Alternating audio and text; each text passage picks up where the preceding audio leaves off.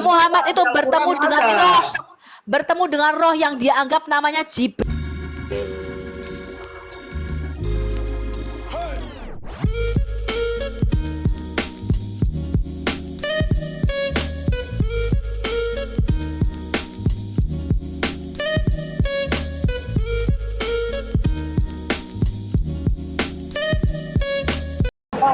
Ya, inilah teman-teman ya. Makanya si Pak Supianur ini cuma baca bahasa Arabnya.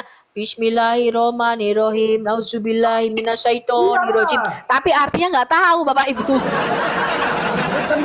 Makanya ketika saya tunjukkan Al-Qur'an, Pak Supianur bilang, "Oh, itu lagu karangan Rhoma Irama." Luar Ada biasa. tafsir banyak. Saya nggak bilang tafsir, bukan Pak, saya bilang cuma Quran. terjemahan aja. Lain kitab Kristen cuma terjemahan. Loh, memang Bapak Beda. tahu arti Quran tanpa terjemahan? Hah? Lalu bagaimana Bapak bisa mengimani Quran kalau Bapak nggak tahu artinya? Nah, saya pasti mengimani karena Quran itu adalah perkataan Allah yang diturunkan kepada Nabi Muhammad. Loh, Bapak nggak tahu artinya kok Bapak bisa mengimani itu dari mana? Loh, justru saya tahu artinya makanya saya mengimani. Loh, Makanya tapi Quran mengatakan dari air mani yang hina. nggak ada air mani, air yang suci. Berarti Air yang hina, air Pak. hina, Itu berarti kata manusia Quran. ini dari hina semua dong. Oke, sekarang saya tanya sama Bapak. Buka Quranmu, tunjukkan sama saya surah 32 ayat 7. Air mani hina atau air mani suci? Coba tunjukkan sama saya. Air mani itu suci. Enggak, Bapak tunjukkan Diminum. pakai dalil. Bapak tunjukkan pakai data. Air Tadi saya suci sudah itu. menunjukkan, Diminum saya boleh itu air sudah mani itu. menunjukkan Quran Kemenak. Saya sudah menunjukkan Quran ya Kemenak yang mengatakan dari air mani yang hina. Sekarang Bapak tunjukkan surat 32 ayat 8. Silakan tunjukkan, Mbak. Nah, Qurannya enggak ada, saya punya Quran ini. Di Ya, dalam. pantas Bapak itu sebagai Islam nggak punya Quran, makanya Bapak masih Muslim. Ada Quran itu di dalam, cuma saya malas buka aja.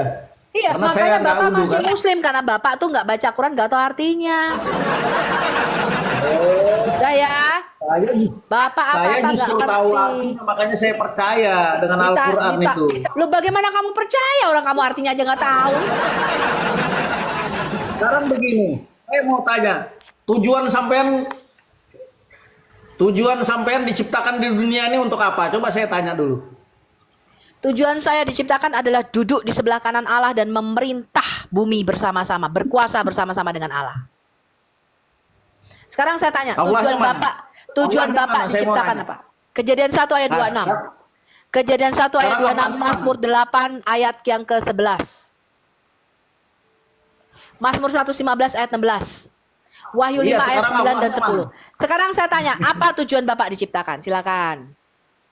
Nah, tujuan saya tadi yaitu Apa? saya mau ketemu sama yang pencipta saya. Pak, jangankan Bapak, Nabi Muhammad saja nggak pernah ketemu Allah, Pak. Bilang siapa ndak pernah ketemu? Kalau dia tidak pernah ketemu, ndak bisa dia menciptakan bikin Quran itu, ndak bisa dia menceritakan kalau ndak ketemu. Justru dia yang ketemu. Di mana Muhammad ketemu sama Allah? Mana? Quran itu menyatakan, nah, di mana kau berada, di situ ada aku. Itu Enggak, loh. saya tanya, Allah aja nggak pernah menampakkan diri kepada orang pagan Quraisy kok. Itu di Quran itu Tuhan sendiri yang menyatakan di mana kau menghadap, di mana kau berada, di situ ada aku. Apa yang Mana? dicari-cari? Berapa itu? Saya tanya, Pak. Saya tanya sama Bapak. Pernahkah Muhammad menerima firman langsung daripada Allah? Seperti para nabi lainnya? Ada. Adam bertemu dengan Tuhan. Nuh bertemu dengan Tuhan. Muhammad Musa bertemu langsung dengan Tuhan. bertemu dengan Tuhan. Camkan perkataan saya, Pak. Dari surat Al-Fatihah sampai Anas, di mana Allah mau berfirman kepada Muhammad? Mana? Nah, makanya di situ. Nah, makanya di Mana? dalam Al-Qur'an ini makanya Mana? Muhammad Kalau- menyampaikan nih, Pak. Pak Supianus, dengarkan saya. Para nabi itu semuanya bertemu langsung dengan Tuhan. Nabi Yeskiel, Tuhan datang sama Nabi Yeskiel. Nabi Samuel, Tuhan datang. Pertanyaan saya, Pak, saya loncat dari patung Liberty, saya akan mualaf, saya akan bersyahadat. Tunjukkan satu ayat di mana Muhammad menerima dan pernah mendengar suara Allahnya, Pak. Silakan.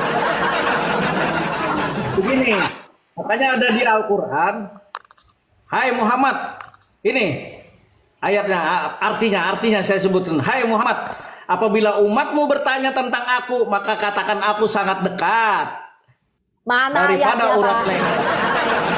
Saya tanya, Pak, pernahkah Muhammad menerima firman langsung daripada Allah? Pernahkah Muhammad mendengar dan melihat Allah? Silakan jawab. Pernah. Mana? Makanya Katakan. dia bisa menyampaikan. Makanya di situ kan ada ayatnya. Pak, Hai Muhammad, apabila umat dari Al-Fatihah sampai Anas, Pak Supianur, dari Al-Fatihah sampai Anas, Muhammad seumur hidupnya itu tidak pernah ketemu Allah, Pak. Muhammad itu bertemu dengan roh, bertemu dengan roh yang dia anggap namanya Jibril. Muhammad tidak pernah bertemu dengan Allah. Anda, Pak, kok Anda mau ketemu Allah dari Hong Kong? Ini saya jelaskan ya. Nabimu saja dengar, nabimu saja dengar suara kentutnya Allah, nggak pernah, Pak. Nabimu tuh nggak pernah lihat Allah, nggak pernah ketemu sama Tuhan. Coba begini, Muhammad apabila dia diturunkan Al-Quran itu lewat Jibril. Nah, kalau hadis kursi itu langsung dari Allah, langsung menurunkan firman-Nya tanpa lewat Jibril. Hadis kursi. Sekarang saya tanya, lebih tinggi mana firman yang diterima langsung dari Allah atau firman yang diturunkan lewat malaikat? Lebih tinggi mana? Ya firman kan lewat malaikat. Enggak, saya tanya, lebih tinggi mana firman yang didengar langsung dari Tuhan apa firman yang disampaikan lewat malaikat? Lebih tinggi mana derajatnya? Ya sama, itu saling berhubungan. Enggak ada, Pak. Sekarang saya tanya, kenapa bukan hadis kursi ya, Pak? Hadis kutsi. Ya, bukan kursi. Ya, kalau kursi itu tuh getok kepalamu, Pak. Ya. Sekarang saya tanya, kalau Muhammad pernah menerima firman langsung daripada Allah, pernah mendengar suara Allah, kenapa firmannya Allah tidak dijadikan Al-Quran? Saya mau tanya dulu, gini, firman Tuhan pertanyaan saya. Kalau memang Muhammad pernah menerima firman Allah, kenapa firman Allah yang diterima Muhammad tidak pernah jadi Quran? Silakan jawab. Loh, bilang siapa tidak pernah dari Quran? Al-Quran itu turun kan bertahap, bukan langsung satu buku blek datang gitu. Enggak, itu bertahap. Tadi Bapak mengatakan hadis qudsi. Al-Quran itu kata Bapak yang mendiktekan si Jibril. Sedangkan firman Allah yang diterima Muhammad bukan jadi Quran tapi jadinya hadis. Kenapa hadis qudsi? Kenapa? Coba Pak, kenapa firman yang diterima Muhammad langsung dari Allah tidak jadi Quran? Silakan.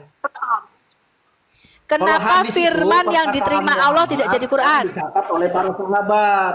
Kalau hadis kursi itu perkataan Allah langsung kepada Muhammad. Ya, perkataan Allah kepada Muhammad kenapa tidak jadi Quran, Pak? Oh, tidak perlu. Al-Quran aja cukup sudah. Oh, berarti perkataan Jibril lebih penting dibanding perkataan Allah. Apa pentingnya? Cuma kan kalau hadis kursi itu bukan untuk orang banyak. Nah, inilah untuk individu. Ini bedanya Pak Supianur. Ini bedanya.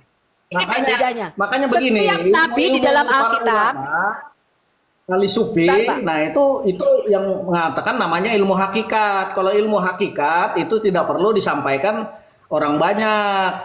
Nah, makanya Rasulullah 13 tahun menyampaikan ilmu hakikat itu secara sembunyi-sembunyi, diam-diam.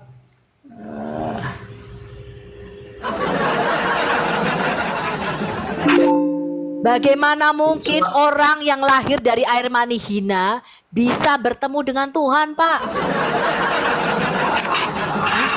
Bagaimana mungkin nabimu Bagaimana bisa mungkin ketemu sama nabimu Tuhan. yang lahir? Loh Pak, sekarang saya tanya. Isa Al-Masih dikatakan anak yang suci. Kenapa dia suci? Karena Isa itu tidak lahir dari hasil persetubuhan laki-laki dan perempuan. Dia adalah kalimatullah alquha ila Maryam wal rohu minhu. Dia adalah firman yang turun ke dalam rahim Maryam dan roh daripada Allah itu sendiri.